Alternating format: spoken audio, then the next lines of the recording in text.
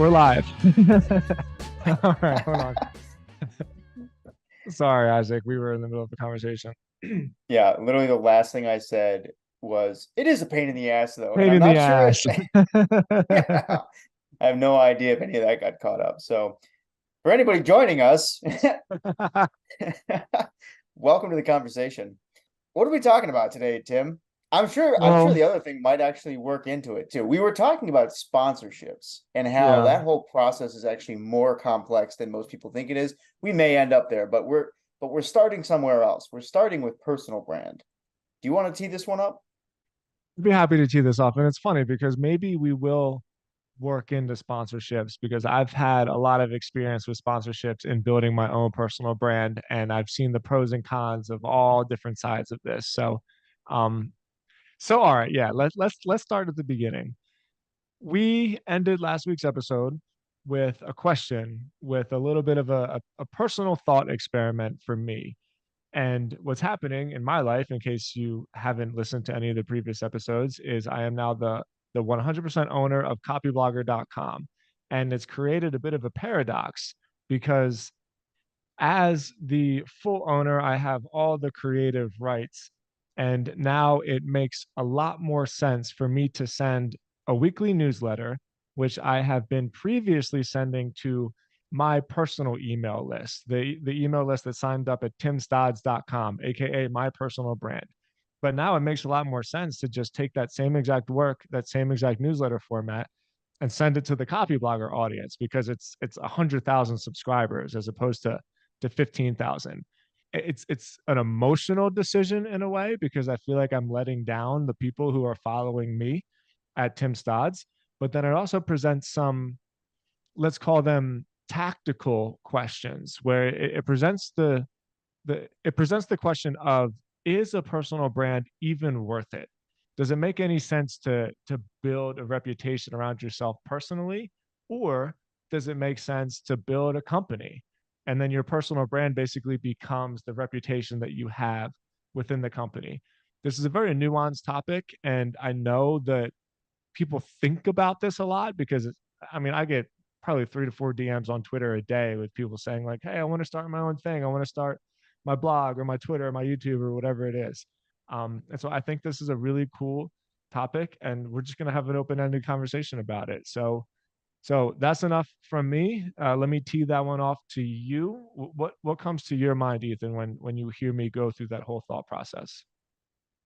Yeah, so I'm glad we're actually sitting down to talk about this because I recently kind of grappled with my own version of this same idea. So, for people who don't know me, my I have like a little bit of a reputation online in the newsletter space specifically. And that's because I helped write a book about how newsletter companies work. My last job was like really heavily newsletter focused, and I'm in this fortunate position to, or I'm fortunate enough to be in a position where people reach out to me probably a couple of times a week and ask if I'll um, consult on their newsletter businesses. But I'm not running my own company right now. People who do follow me know that this podcast is pretty much the only publishing that I really do. I'm not really building a personal brand. I'm helping to build another company, which is called Hampton. And so I'm an employee right now. And the last couple of months, I've thought a lot about this and wondered to myself if I've made the right decision there. Should I be capitalizing on this personal brand that I've built over time? Am I letting it go to waste by being an employee? And you know, to your point, not only like is it worth building a personal brand, but what is the real purpose of a personal brand if you have one that you're not necessarily capitalizing on at the moment?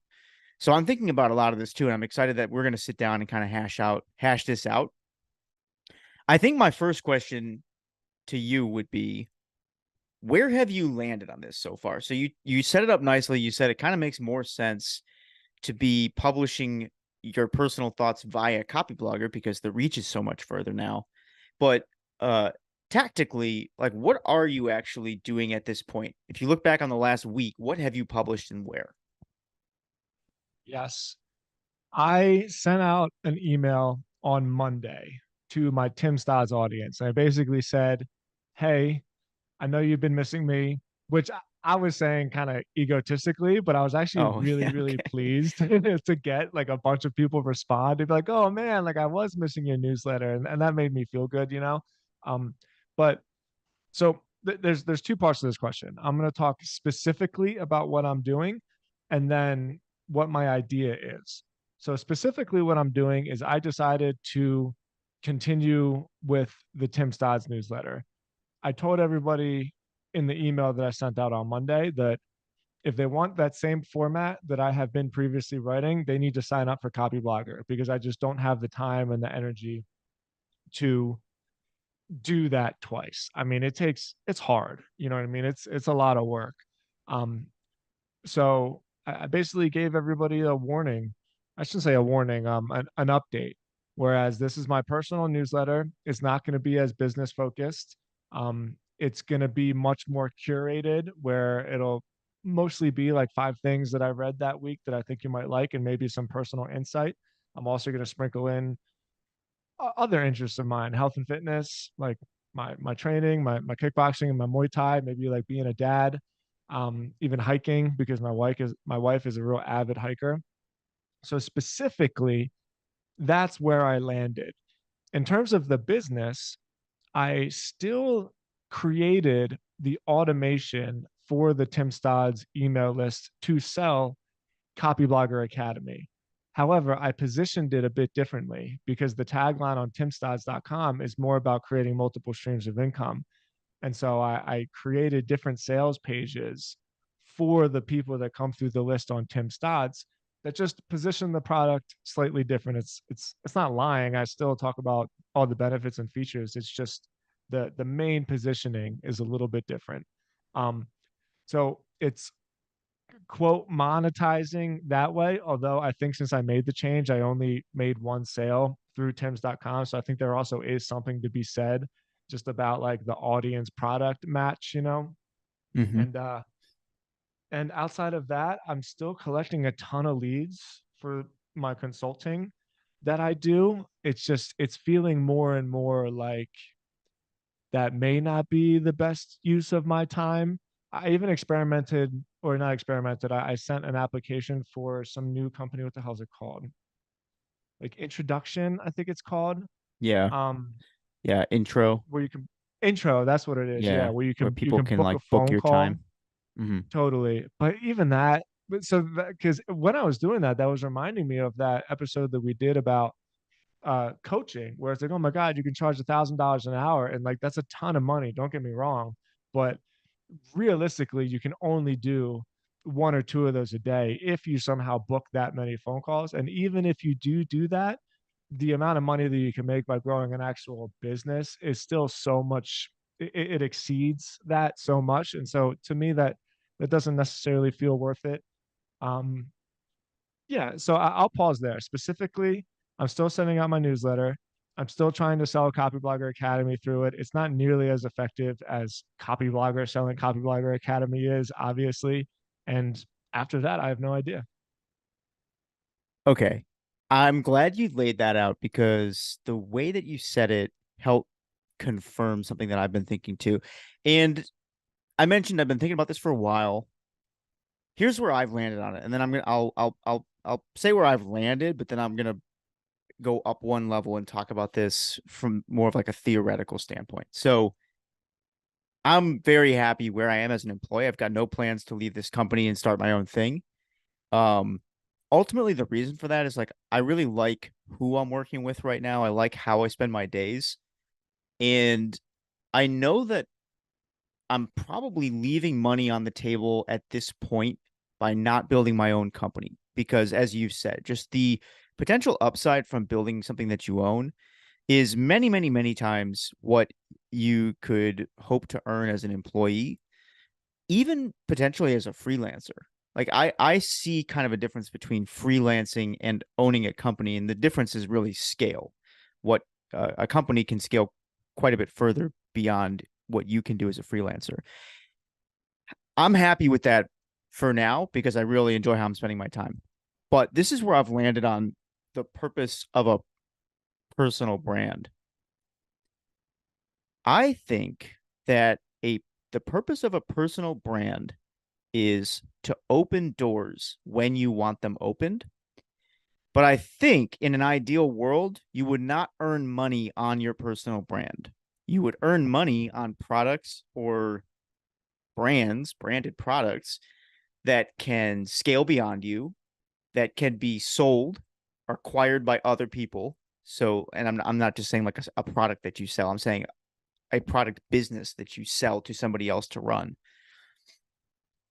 That I think is sort of I hadn't thought about this until we sat down and had this conversation, but the way it's sitting in my mind is the push and pull of personal brand. And I'll dig deeper into this because I actually think that the way it really works is almost like waves, where at some points in your career, you're more in a personal brand building mode. You're publishing more, you're learning more, and specifically, you're working to establish recognition as an expert in a certain area. And the reason you're doing that is so that that brand can unlock the next opportunity. But once that opportunity is available, I think really what you want to do, and this is at least this is what I've decided to do, is put the personal brand almost into a holding pattern and focus more of your creative time and energy on whatever the project is at hand. Either because it's a company that you own and the value of that is many times what your personal brand could bring in, or because it's just it's something that you want to be a part of. In my case, it's because I really enjoy the company that we're building now, and I just don't want to start my own thing outside of kind of the stuff that we do here or the like whatever fun publishing I do. I don't really want to earn money on my own stuff right now. And so I have some ideas about like what that holding pattern looks like, but that's the high level concept that this conversation helped me unlock, or the preparation for this conversation helped me unlock, which is that I think personal brand is designed to open doors, but not earn you money. You should earn money off of other things, which is like the doors that your brand opens, not necessarily your name and your face itself. And then I think that under the ideal circumstances, there is an ebb and flow to personal brand building where sometimes you're much more in building mode and you're growing your audience, you're building connections with the audience, you're building connections with other people in your field. And then sometimes you put that more on hold in order to focus on something that's higher leverage and is going to unlock new opportunities for you. This is hysterical. And it's hysterical because I came up with basically the same conclusion. But as I've been thinking about this for the last couple of days, I was trying to find other, I was trying to dissect the journey of my own thinking on how I got there, because that's what most people are going through, right? They kind of start it and then they try something, it doesn't work, they try something, and then for me, I've basically ended up in this position where I'm finally able to recognize that my personal brand is just an opportunity engine. It's not a business, it's just an opportunity machine. And so, Oh man, I like that. even before we started recording, I was writing down in my notebook, like I always do, just so that I can keep notes on the podcast so that I don't veer off and ramble like I have a terrible habit of doing. But I said, don't start at the end, because I didn't want to basically kill the whole conversation by saying like, yeah, I thought about it a lot. And really what I came up with is the personal brand isn't really a business, it's just an opportunity. But I have a great example of that. And I want to talk about this example, and then I want to talk about the mental battle that can have by feeling like you're not taking advantage of something, right? So, Copyblogger has been a big journey for me. But the door that got me into Copyblogger started with two people. It started with my podcast. One of them was Daryl Vesterfelt, who I had on my podcast back when timstodds.com had a podcast to it. It was Tim Stodds FM. It was my personal podcast because during COVID, what else did you do but start a podcast, right? But I actually started my podcast, excuse me, before COVID. I just got really into it during COVID. And through meeting Daryl, through an interview that I had with him on my podcast, I kept in touch with him. And then after I talked to Daryl, who at this time was a partial owner, a copy blogger, I reached out to another guy named Johnny Nastor. And Johnny Nastor was a guy who was part of the original Copyblogger podcast network. It was called Rainmaker.fm. And I used to listen to his podcast every week. I always looked forward to it. His podcast was called Hack the Entrepreneur. And he was another one of those guys that I kind of looked up to from like afar. And then I asked him if he would be on my podcast, and he said yes. And that relationship I built with him, eventually I called him a week later because on the podcast, he said, my next business move is I'm going to start different affiliate sites. And I was at the gym. And I was like, you know what? Fuck it. Let me see if this will work.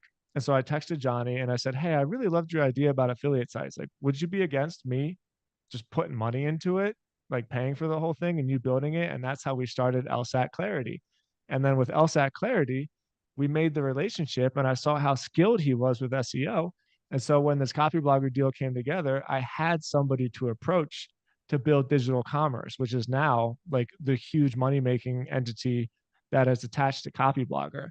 And so all of those little steps, the next conversation that brought me to where I am now, it all started just because I had a personal audience through my podcast that somebody said, like, yeah, sure, I'll come on your show. And without that, like, who knows? None of this might have happened. I'm going to actually stop there because I'll talk about the little mental battle that has been happening for me. But before I do, I want to hear that bounce off of you. I think that's such a cool example. And you're reminding me of something that we've seen. I saw back when I was working at a company called TopTal too. So for people who haven't heard of it, TopTal is like a talent network where you could go and hire software developers or designers, that kind of thing. It's a freelance network.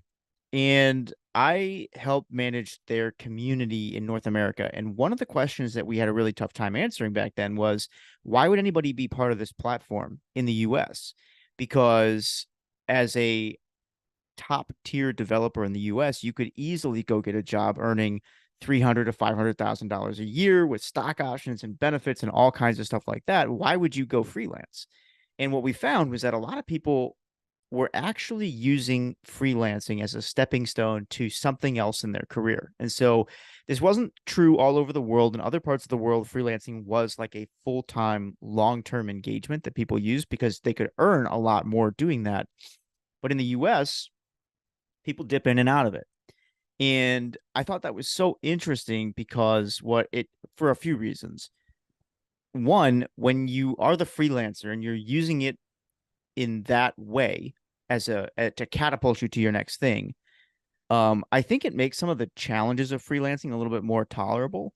Whereas if you struggle, like if you go through the whole freelancing process, it's funny that we opened this with a conversation on like, it's a pain in the ass. It's a pain in the ass. Like freelancing's a pain in the ass too. And if sometimes if you're in the thick of it and you're looking at this like, oh my God, why did I ever do this? Why didn't I just keep my job? It can be a lot easier to look at this and say, well, I'm actually using this as a stepping stone to the next more stable thing, right? So mentally, embracing that ebb and flow of freelancing versus work or personal brand versus company building, I think can help make the whole journey a lot more sustainable, which is just going to set you up for more success in the long term. But the other thing that I just wanted to point out about what you said was like, what I'm hearing is that you basically started experimenting with this personal brand thing and it opened a door. And then you walked through that door, but you didn't do it under your personal brand. You built a business. And then at some point down the road, the connections that you made initially through the personal brand building and then subsequently through building the business opened the next door. And I think that's a really good gateway to talk about, like, what does this time look like when you put the personal brand on the back burner for a little bit? Like what does maintenance mode actually look like on personal brand? Because what's interesting is you built the business, but your personal brand didn't disappear Yeah. in the meantime. So what do you think it looks like to effectively maintain a personal brand when it's not actually the business? It's just an opportunity. How do you feed and care for an opportunity engine? The first step is to address the mental tug of war that anybody's going to have where they think, do I turn this into a business? Because you could do coaching, personal coaching, you could do Courses. um I mean, I don't know, speaking, right? Like the whole speaker circuit is usually people that have a personal site. And I'm talking strictly from experience here because I mean, you know me pretty well, Ethan, and you know I'm the kind of guy that little thoughts like this just fester in my mind. And it's taken years, really like years to get to the point where it's like, okay, you know what? Not everything I do has to have a profit and loss sheet. I'm very, very happy with doing a weekly newsletter that sells sponsorships. As of right now, it's an extra like 2,200 bucks a month, right? And it's a newsletter that I love to write. So that sounds awesome. But to to answer, well, I'm going to answer your question directly in two ways. One, for me, I think the answer to maintenance mode is to keep the engine humming constantly, and you don't redline it, and you don't turn the car off. So I just keep chipping away at it, and that's just kind of my style. You know, I'm a real chip away at stuff kind of person, and I couldn't see there being a whole lot of benefit to taking my foot off the gas, because once I start it back up again, I'm not actually going to be starting where I left off. I'm going to be behind. It's kind of like standing on an escalator. You know, you have to walk up it because entropy is sort of naturally pushing you back down. So as soon as you take your stop motion, you don't stop in the middle of the escalator. Like the escalator is going to push you back down to the bottom. So I don't see there being like a maintenance program, but I definitely see there being sprints where there have certainly been times where I was maybe looking for a new opportunity, or maybe I had Stodzy and all that stuff running in super maintenance mode. And I think to myself, you know what? I wonder what else is out there. And so from that standpoint, I'm really networking. I'm sending cold DMs. I mean, even just before we started this podcast, I was telling you about a cold DM with somebody that you and I are talking to try to see if we can blow the podcast up a little bit. And so I see it much more that way. There's like a constant hum in the personal brand building, and then when an opportunity arises, you sprint and like you get after it. And if it works, great. If it doesn't work, then you just fall back to the hum and you let the thing keep riding. I love the analogy of standing still on an escalator. Yeah. That's a good one. That really is a good one. Because, if you think about it, and by the way, I guess for people, I'm sure somebody didn't get it, but like it's like standing still on an up escalator or on a heading On a up a down down as escalator. yeah, Yeah, I yeah, know, right? yeah. There Going is the going to wrong be way. that person. It's like, oh, what if you're standing still on an Yeah, if up you stand still, escalator? it I'm will like, just deliver yeah. you to where you're supposed to go. That's what you're supposed to do on an escalator. But no, in order to stand still on an escalator moving the wrong direction.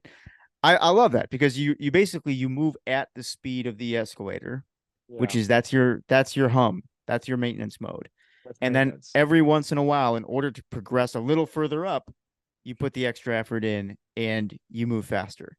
And I really think that's a great analogy for exactly what we're talking about here. We're saying that like if you choose to be in this game, you'll always maintain some level of personal brand. I mean, that used to just be called a resume, right? Like you were always just kind of doing stuff. And now the resume is this thing that we're calling personal brand, but it's like, sharing your ideas in public, experimenting with things. That's kind of the base level, meeting people.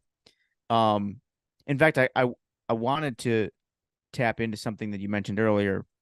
I'll get there in a second. So your base level is, I think, those three things: publishing on a cadence that is um sustainable for Yeah. you, given your current workload, and fun. That's something I'm struggling with. We'll have to dig a little bit deeper on what that actually means. But it's like publishing, it's learning, got to be learning new things, and then you got to be meeting new people in the arena and just kind of like always talking to new people. But all that has to happen at a cadence that's sustainable because, like you said, if you take your foot off the gas completely, uh, either because you're bored or you're overwhelmed or something like that, you end up further back than you would have been otherwise. Um, as part of that maintenance mode, I wanted to double click on something that you said earlier, which is that you took your personal newsletter and you started introducing things that you're just interested in that aren't necessarily related to the one specific topic that you built that audience around, but you're bringing in other things. And I think this is a really important thing to incorporate into the conversation of maintenance mode for personal brand. If your personal brand is designed to open doors, I think a lot of those doors are not going to be doors that you knew you wanted opened when you set out to build it. Like for me, I've said my career has kind of been built around newsletters, but the funny part is when I was first assigned the project of writing this guide to newsletters, I thought it was a dumb idea. I didn't even think we should do it. We were debating between two different products, and I was like, we have way more data to suggest the second product. I was outvoted and then basically set to work on this thing, and it's ended up kind of making a career for me over the last few years. So in a lot of ways, you don't know what the door is that's going to be opened, and that's why I think that concept of not only maintenance mode as a level that's sustainable, but introducing like things that you're interested in when you're in maintenance mode. I think you loosen the reins a little bit. You talk about all the things that you're curious about, and then eventually, I think something hits. And once you've already got momentum behind a brand, I'm still kind of new to this aspect of it, but just kind of observing people in this space, it really feels like you're able to be much more directionally purposeful in terms of what the next thing is. So, like, let's say I wanted to start my own thing, I could probably sit down now, and if I had an idea of what I wanted to start, chart a much clearer path towards that because I've already got a little bit of an audience and I know people in the industry, and it's just easier once you've kind of already gotten started. But there is a part of me that still thinks that what would you call it? It's like that surprise element is still there where if you're just sharing kind of what you're curious about and what you're interested in, there's the possibility that it opens a door and 3 years from now you're doing something completely different that you couldn't have planned, but you got the opportunity because you were willing to share it. So I really like that. That was, I guess, a long way of saying I like those two things that you said. I really like the concept of the escalator, and I think people would do good to sear that image into their mind. And then what you said about just kind of loosening the reins a little bit and being able to share what you're interested in. I think it's super important. Um, what else do you think goes into maintenance mode? Like practically speaking, what are you doing or what do you think people should be doing? And let Um, me give you a follow-up question. cool. What do you think the minimum publication cadence is in order to keep things going? You know, every time I think there's a minimum cadence, I think about shit, help me out here. The guy that did Y Combinator, he's got the worst website in the Paul history of the Graham. world. Yeah, Paul Graham, exactly. He publishes like once a year, if that. And then all of a sudden he writes something and everybody freaks out. And you go to his, I mean, it is the worst website I've ever seen in my entire life. It's terrible. But I don't know. He has a reputation to where people pay attention to what it is that he has to say. So I think it's like reverse correlated where once you just get that kind of FU money, or even in this case, we'll call it an FU reputation, you can do whatever you want, right? But in order to get there, um, for me, weekly is pretty good. I think weekly is pretty good. And I used to think that was too much. And I don't mean to call her out by any means. I got nothing but respect and love for Amanda. But my friend Amanda Natividad, she started doing her newsletter bi-weekly. And I remember thinking it was about a month and a half ago, I remember thinking to myself that I kind of I didn't get that same excitement when I saw it just because it sort of fell out of my it wasn't on my radar. So those are my own personal experiences. There's not any data to back them. It's just what I've noticed. And so with that being said, I think once a week is good. I think twice a week is kind of perfect. There's something about the Tuesday and Friday cadence, if we're speaking specifically about email, that I think works really, really well. For me, I'm fine with once a week.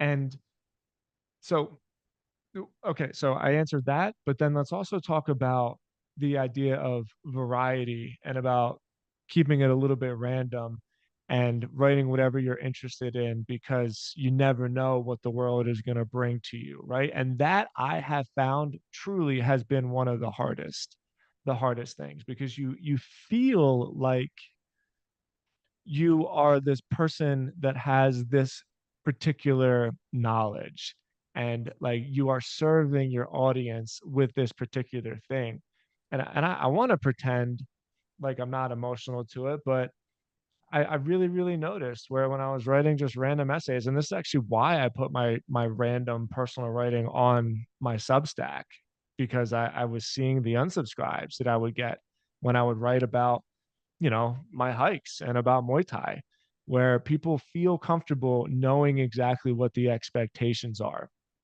And so, as much as I like the idea of that, there is another side of me that also feels that it's a double-edged sword because as limiting as it feels to, brand yourself, like even when you say it, I think of like a cow getting branded, right? Like I'm not a cattle, I'm a person. I don't need somebody to brand me. But even still, if you want your effort to pay off, the best way to do that is to become like an expert in a certain thing. So I basically presented like a whole bunch of non-answers in the last five No, minutes, but that is why this is so difficult, I think, to figure out. I think those were good answers, actually. So, I mean, some of those were concrete. You said for you, personal cadence, minimum cadence is once a week, twice a week feels good. You've personally noticed as a user the feeling that comes when you see somebody else's cadence drop off. And I think there's something Yeah. interesting there too, because it's funny you mentioned Paul Graham. His site is literally up on my computer right now, and for the exact same reason, he's the one who comes to mind for me when I think of somebody who's built and sustained a really interesting personal brand over time. Yeah. Um, I don't know. I wonder how much of that feeling that you experienced is because 2 weeks is too long versus um it is easier to ramp up publication than to wind it down. Because and this is something that I try to warn people about when they start a newsletter, because some people are real gung ho and they want to do a daily newsletter. In fact, funny enough, Danny Miranda started this way. I don't know what he's doing these days, but he he started off with a weekly newsletter. Then he ramped it up to daily. And I told him, I'm like, don't do daily because you can always ramp up later. Yeah. If you start daily and then you wind down, it just seems like something's not working, even if things are going great. I haven't checked in on his newsletter recently, but in our interview, I actually walked back that statement and said that he proved me wrong because he kept it up. He went daily because he just had so much to say, like he couldn't not write daily. So he's a good example of how you can ramp up. But I'm always very cautious about people who want to publish a lot every single week because it's a lot of work to maintain that. And it's always better to incrementally give your audience more than it would be to Yeah. start out really fast and then wind it down. Um, so I think you gave a lot of really good answers in there. I wanna give an opinion on the cadence thing too, which is I actually think because of all the things that we've talked about here so far, the most important thing we've said is, or what you've said is for me, blank feels good. I think about Tim from Wait But Why. Like how often does he publish? It's super rare as well. Yeah. But he's trained his entire audience to expect that. In fact, I've always loved his headline or the subhead to his websites. It's like new articles every sometimes.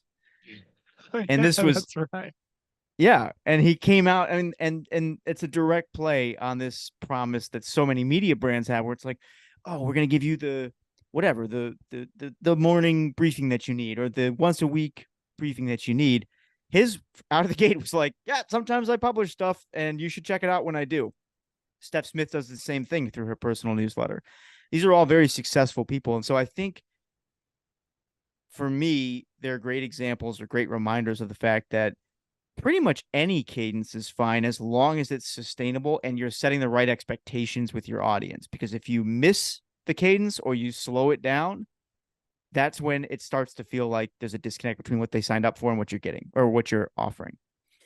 Sahil Bloom was also another early example of that for me because he grew this massive Twitter following, and in the early days, he posted twice a week on Twitter, and that's a platform where everybody tells you you have to be posting every single day. You should post 2 to 3 times a day, and you should comment for 15 minutes. Everybody has all these rules, but the only real rule is you need to teach your audience when I say something, it's valuable, and then like give them an expectation that they can count on.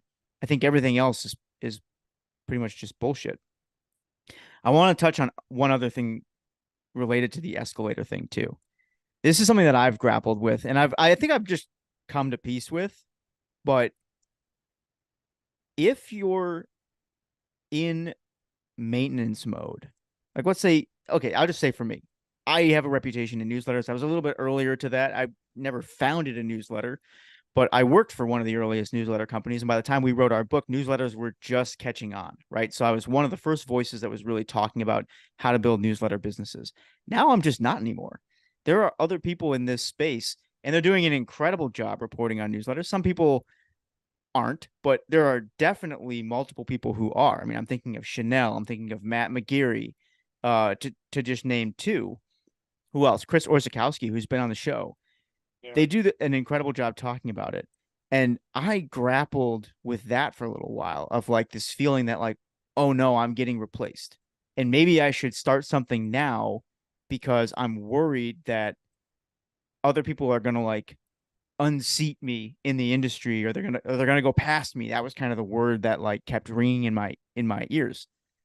And where I've ultimately landed on it is I think that's kind of a loser mentality, to be honest.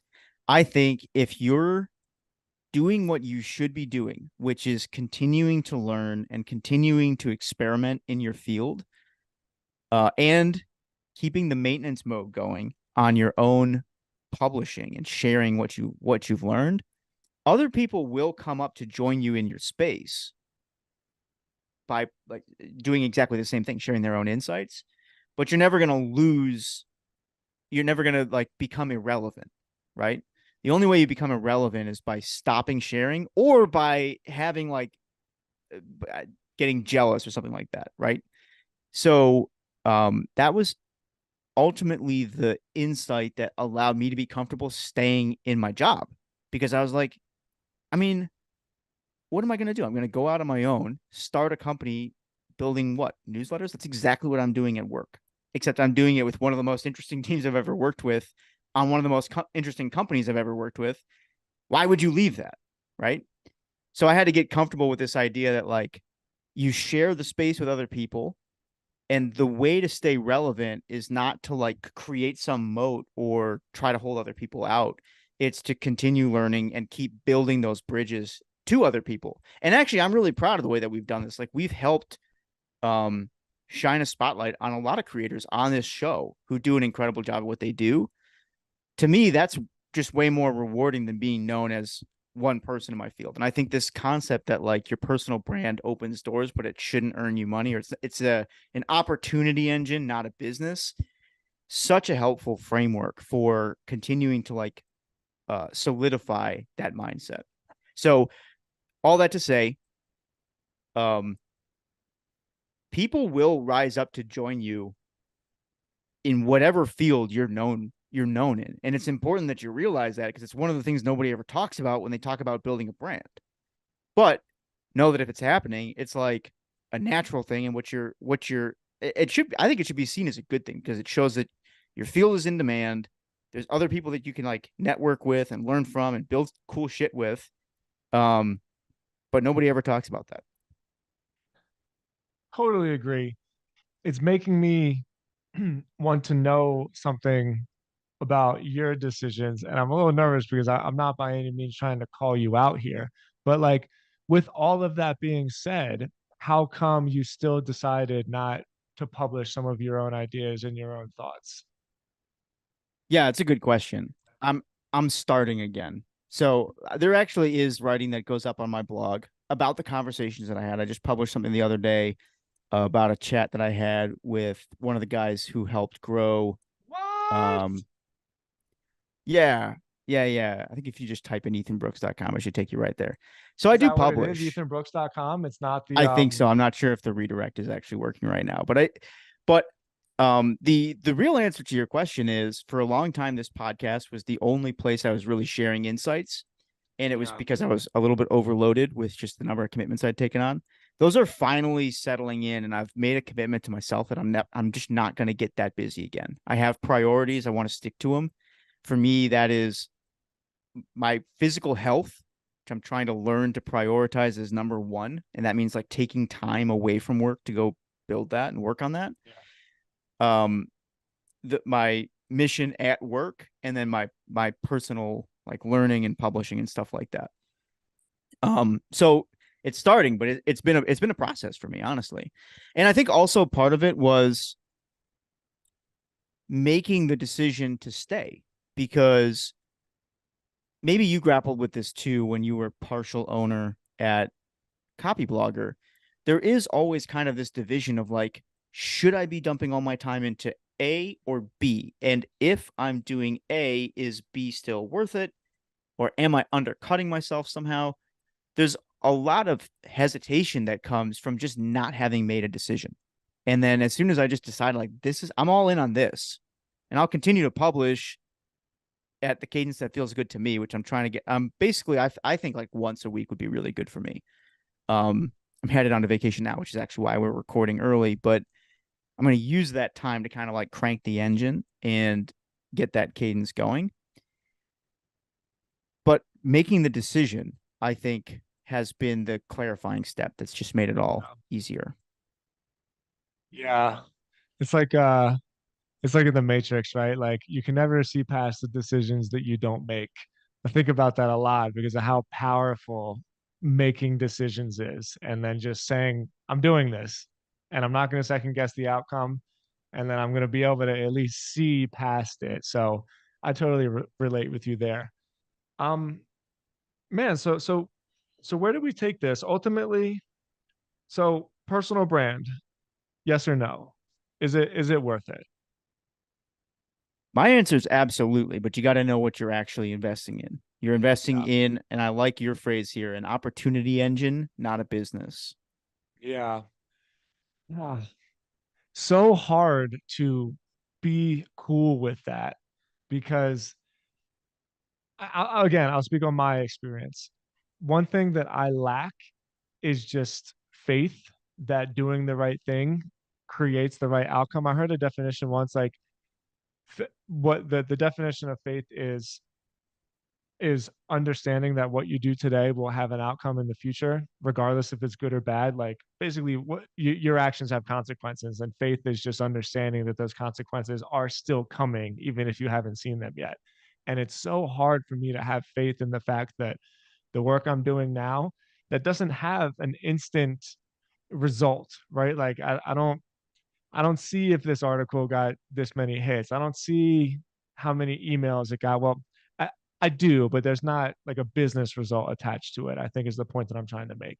It's difficult for me to continue investing in that thing with some unforeseen opportunity that as of right now is invisible. But I really, really think, I 100% think that that is what makes a personal brand worth doing is just the having faith that this is going to turn into something even though I don't know what it is yet, and that's hard but super important. I think there's a good lesson there too for people who listen to the full episode, which is that even though a lot of your success has been built on that truth, the fact that your personal brand led to this thing in an Yeah. unexpected way, it's still hard.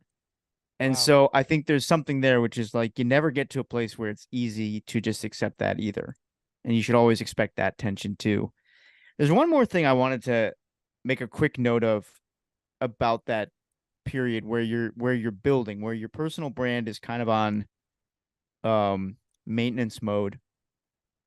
And I was thinking about this. I was like, what is the trick to making that period valuable for whatever the next phase of your personal brand building is? Basically, like how do you make sure that you're not moving backwards on that escalator? We've talked about a few things in terms of publishing or meeting people, but there's another which I think is looking to the work that you do daily for like value add in the future. And I Mm. forget who said this, but somebody had a really good catchphrase. He said something like, everyone's got $100,000 product sitting in their Google Drive. And the idea there is like the things that you're doing every single day in your job are things that other people want to know how to do and Yeah. they would pay for. And like you've got some template somewhere, you've got some sheet somewhere, you've got something that you're using on a regular basis that is a sellable product. And I think if you go into these build periods with that in mind and realize that like a lot of the nitty gritty of what you're doing is actually going to be a valuable skill that you can convey to other people down the line, it makes it easier to put that personal brand in maintenance mode and focus on the work at hand. Agree totally. Agree totally. Yeah, man. What a cool episode. I didn't expect this to be so, you go into these things thinking like, oh, I already know everything. I just have to recite it for people to listen to. This was really, I felt like I learned a lot, not just about what I'm doing, but about what I could do. And I hope vice versa for you in talking about this. So this was really cool, man. Like this was super enlightening. Same, same. I also learned, I think we're going to need to do a merch shop with your slogans on t-shirts, man. There's so many so many good one-liners that come out of these conversations. So for everybody who listened up, thanks for tuning in. Let us know which of Tim's one-liners you want on a t-shirt, All and we will see you next week. right, everyone. See you later.